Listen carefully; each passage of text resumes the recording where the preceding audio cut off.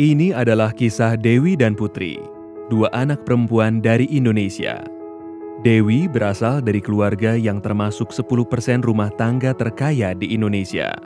Sebaliknya, Putri berasal dari keluarga yang termasuk 10% rumah tangga termiskin di Indonesia. 28 juta orang Indonesia hidup miskin seperti keluarga Putri.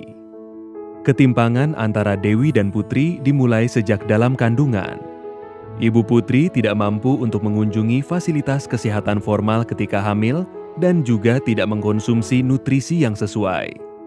Akibatnya, Putri lahir dengan berat badan di bawah normal.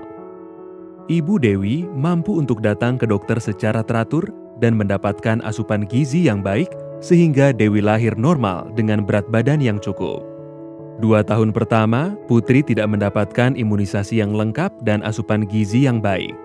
Akibatnya, Putri tidak bisa menyusul tinggi badan Dewi dan malah semakin tertinggal. Dewi besar di rumah yang memiliki saluran air bersih dan toilet. Keluarga Putri tidak memiliki toilet. Karena buruknya sanitasi di lingkungan rumah, Putri sering terkena diare.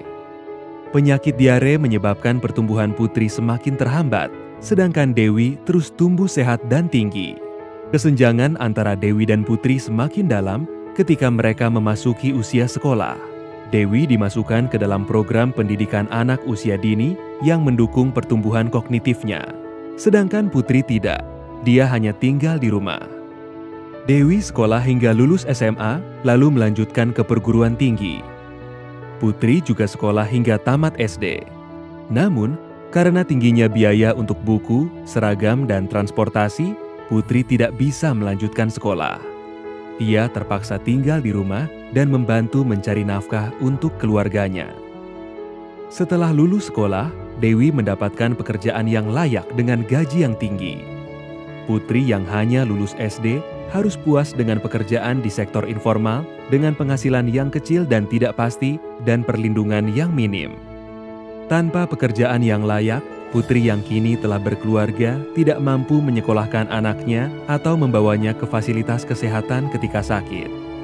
Karena itu, rantai kemiskinan dan ketimpangan terus menjerat dari generasi ke generasi. Tapi, kisah Putri tidak hanya dialami oleh 10% termiskin.